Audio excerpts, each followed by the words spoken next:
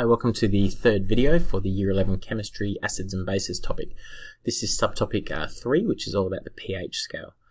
Now, the reason I've got this picture here on the first slide is this is actually the different colours you can get using red cabbage as an indicator. So we're going to be talking about indicators and how we use them to show the different pHs of different substances and go through some of the colours associated with some of the different common indicators that we use. Also going to be going through how we do some pH calculations as well, just a brief introduction to that. So an indicator is basically a weak acid or base, and what happens is they change color, alright, depending on if they're in an acid or a basic form. Okay, so we've got some common ones over here. So phenolphthalein, which is just a ridiculously wonderful word to try and spell. In an acid, it's colorless. In a base, it's actually this beautiful deep purple, pinky magenta color. Okay, so it's a really nice one. And if you do titrations, you'll probably use phenolphthalein because it gives us a really nice endpoint of that first pale pink color change. Methyl orange is another one that's really nice to use. It's actually red in an acid, yellow in a base. So it's called methyl orange because in like kind of the in-between neutral form, it's orange, and then it goes red in an acid, yellow in a base. Bromothymol blue is blue in color, and that goes yellow in an acid. And litmus, you generally got a couple of different forms of litmus, but we've got red and blue as the general one. So you're still kind of sticking with those warm colors for your acids and your cold colors for your bases that we went through in previous video. You can see here, partially hidden by my face, sorry about that, is the pH colors that you can have a look through. So I'm just going to move that. Move me for a little bit, up the top I go, and down here you can see all the warm colors again, and here with your pH below 7, alright, your acidic ones, and then you go up here to your colder colors here for your basic solutions as well. So make sure you learn those colors. I put this one in, just this slide in, just because it's a really good one to have a look at with some of the different indicators we use and the pH scales they operate over, because it's quite good sometimes you can actually choose a specific indicator. If there's a very narrow pH range you want to looking over, something you might want to go from acidic to basic. You might just go and go within an acid. So for example, like methyl violet, for example, has got just this very small range here. Thymol blue has this range here of colors. You've got methyl yellow, bromophenol blue. So lots of different indicators that you can use with different colors. You've got to remember all they are is they're just acids or bases that change color when they're in their other form. Alright, so you're not probably going to use all of these, but it's just interesting to have a look to see that there are so many that you can actually use. Alright, so if we're talking about the pH scale, not sure why my space bar is not working, sorry, so it looks like I'm just going really crazy down here.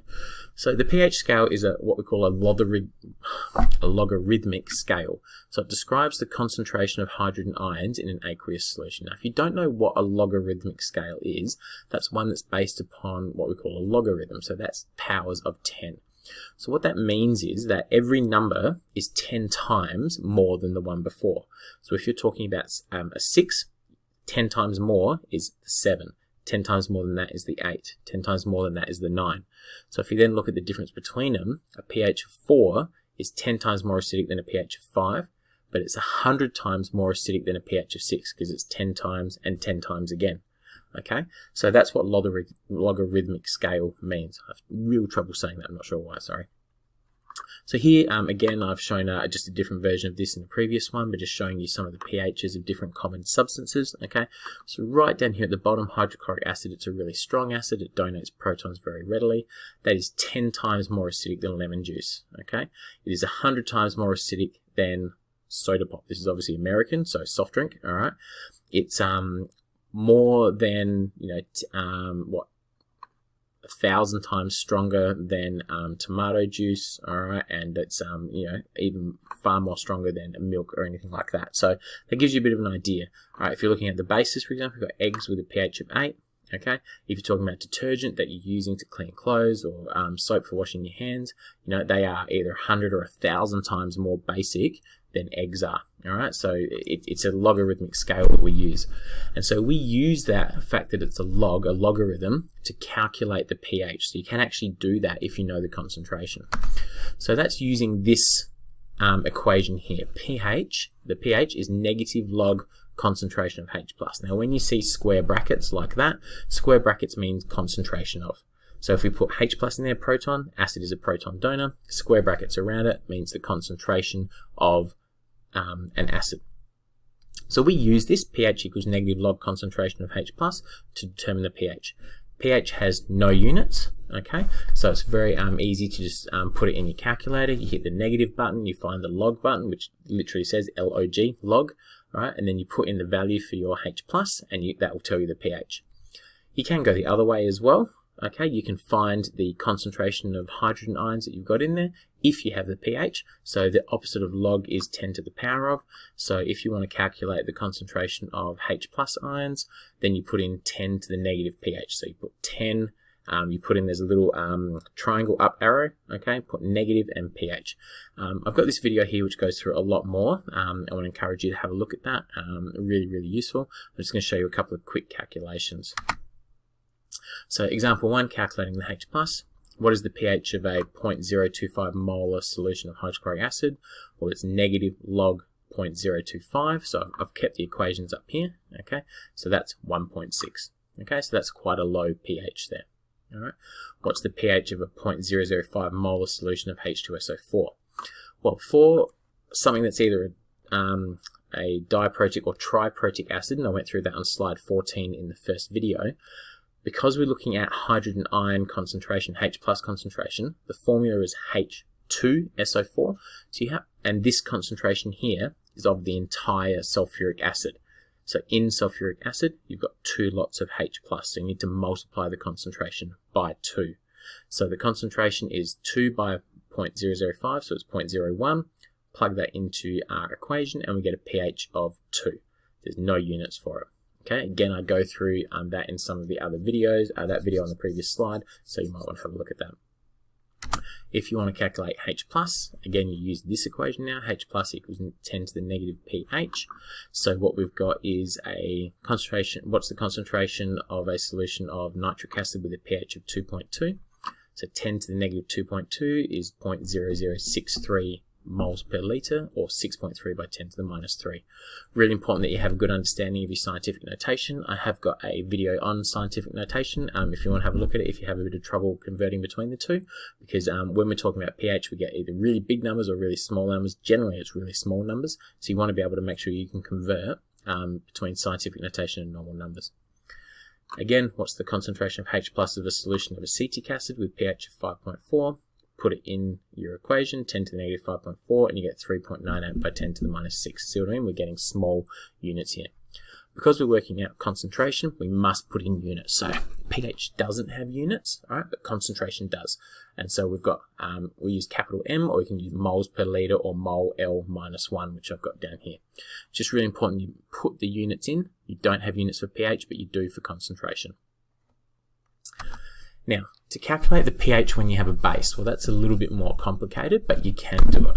What you need to do is you need to firstly find the concentration of hydroxide ions. Once you've got the concentration of hydroxide ions, you can calculate the POH, okay? When you get the POH, you can use the fact that the pH scale is from 1 to 14 to work out the pH, and then you can, once you've got the pH, you can find the concentration of H plus and vice versa. All right, so I'll just show you an example of that as well. So, what's the concentration of H plus of a solution of 0.003 molar potassium hydroxide? Try to ignore my good friend Ross over here, sorry. Hopefully he's not too distracting for you. So, if we've got some potassium hydroxide, here's the concentration. So our concentration of hydroxide ions is 0.003 molar. Okay. Now we're using this fact that the concentration of hydrogen ions by the concentration of hydroxide ions is 10 to the negative 14. That's why we have a pH scale of 14. Okay, it's logarithmic. So rearranging this, divide both sides by a concentration of hydroxide, so that cancels that one out. So the concentration of H plus is 10 to the negative 14 divided by concentration of hydroxide ions. So if we get concentration of H plus is this, 3.33 by 10 to the minus 12, we can work out what the pH will be. All right, so chuck it in, pH equals negative log concentration of H plus. Put that in, I can't remember what the pH is, but it's somewhere up about 12 or 13 or something like that. You can work it out. All right, this just takes a little bit of time. You definitely want to go back, as I said, and look at that video I've done on acids and bases and the pH calculations. It's going to really help you. Have a look back through these examples I've got as well. And if you remember, and hopefully you watched the first video of this, if you've stuck with me for the third one, okay? In the first video, I talked about the fact that a strong acid is one that readily donates H+. So that means in solution, the concentration of H+ will be higher because the acid readily ionizes. That means it donates more H+ and it forms ions. So we represent that sometimes with two arrows. Sometimes they're called equilibrium arrows, but in this one we're using a solid arrow to indicate the reaction that is favored and a dotted arrow to indicate the reaction that is not favored. So sulfuric acid really wants to donate H+. All right, here's a H+ that's donated, and to form the sulfate ion. Doesn't want to go backwards to reform your sulfuric acid.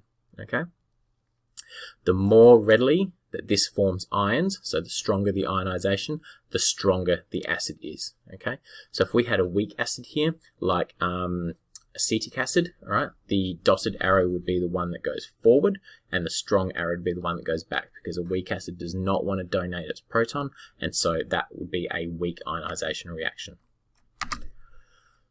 So when acids dissolve in water, they ionize as well, they produce ions, okay, and the H+ can attach itself to a water molecule. So what you'll sometimes find is that if you're looking online, different things, or you're talking to people, they might interchange hydronium ions, H3O+, with H+.